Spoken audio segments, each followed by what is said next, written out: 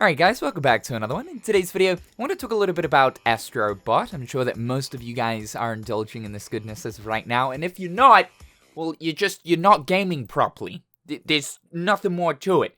Go play this game. One of the cool things that Astrobot's got going for it is the insane amount of cameos that appear throughout. There's about 160 different cameos throughout this game, both PlayStation first party, as well as a lot of third party stuff. The game is essentially just one big helping of nostalgia soup to see the likes of Spike and the apes from Ape Escape, Sly Cooper and Jack and Daxter in 2024 is nothing short of a fever dream. You've got all of the famous PlayStation characters you'd expect to show up, like characters from God of War, Uncharted, The Last of Us, Horizon Zero Dawn. Even both Crash and Spyro managed to get in. This makes sense, of course, as they were the mascots of the PlayStation 1 era, though nowadays they are actually owned by Microsoft. But Microsoft obviously had no issue with them appearing in Astrobot. There's also some other characters here that I just didn't expect to see, like we've got Max from Dark Cloud 2, oh my god, the Mosquito from Mr. Mosquito? We got the Buzz guy from Buzz, you guys remember Buzz? The Flower from the PlayStation 3 hit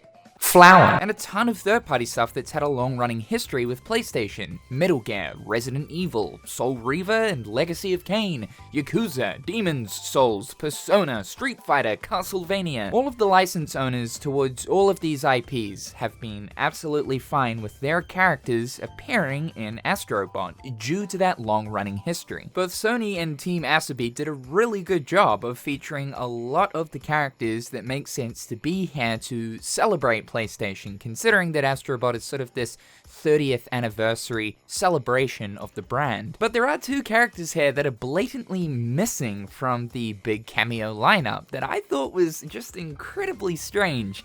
That would be both Sora, obviously from Kingdom Hearts, and Cloud from Final Fantasy VII. Both of these games have a big history on PlayStation. Final Fantasy VII is highly regarded as one of the greatest RPGs of all time, and at its launch, released exclusively on PlayStation 1. Kingdom Hearts 1 and 2 are regarded as some of the best PlayStation 2 games of all time, and of course, these games released exclusively on PS2 back when they launched. These are clearly the two Square Enix characters that make the most sense to have cameos to represent Square Enix in the cameo lineup here in Astrobot, but they're not present at all. Out of the 300 bots, there is absolutely zero Square Enix representation. The stranger thing about this is, in Astro's Playroom, there is actually a Final Fantasy VII reference. It isn't a bot, but the Buster Sword is present. Now, back in May of this year, I had heard from someone who was a mutual friend of another person that worked at Sony. They had mentioned to this person that Square Enix characters were not going to appear in Astrobot. Now, I actually did a video as part of a Sea Salt Snippets episode talking about this information, but now that the game is out and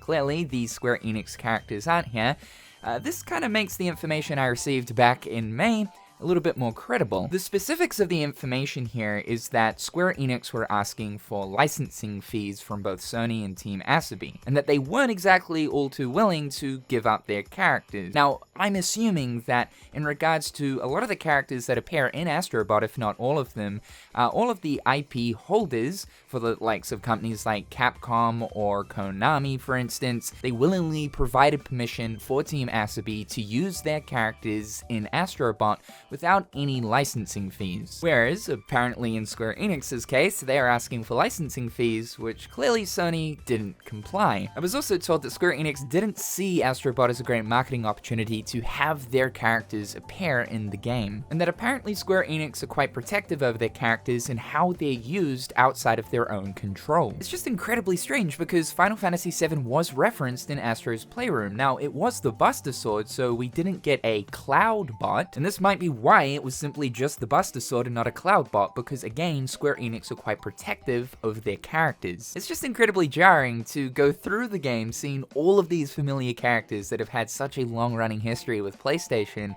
expecting to come across, at the very least, Cloud due to that PlayStation 1 history, and for him not to be present at all. I mean, for fuck's sake, we've got Mr. Mosquito here! But no Cloud or Sora?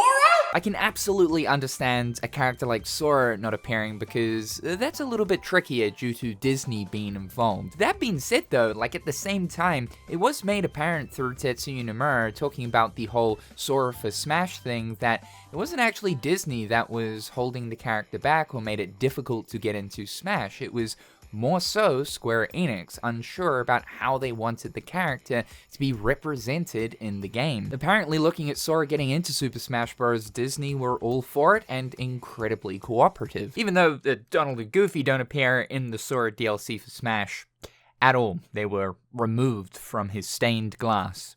So, incredibly cooperative. I don't know about incredibly cooperative, sure.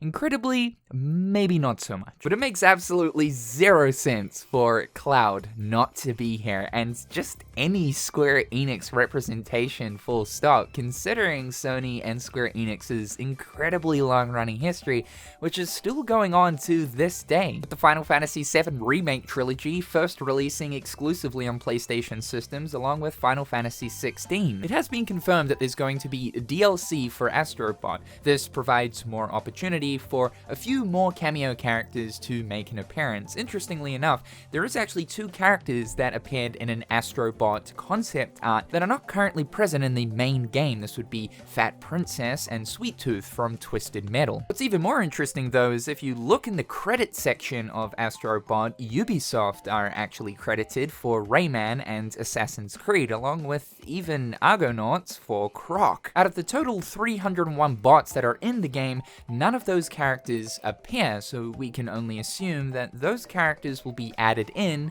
for DLC, if of course both Ubisoft and Argonauts are credited. Even Team 17 for the Worms games, as well as Shift Up for Stellar Blade are credited here too. So are we getting Eve and Worms bots? Here's the sad thing though, if Team Asabi are already crediting the companies that have provided permission for the characters to appear in the form of DLC, then again, Square Enix are nowhere to be found within the credits section for the chance of Final Fantasy or Kingdom Hearts to appear in an Astrobot DLC. Of course, these are early days. The game has only just come out. Maybe Team Asabi and Sony are still in the works of trying to reach out to a few other companies in order to get additional cameo characters into that Astrobot DLC. GQ recently sat down with Astrobot's director, Nicolas Doucet. He said, "I thought we'd ask for 150 cameos and we'd get 50, but we got almost everything we asked for."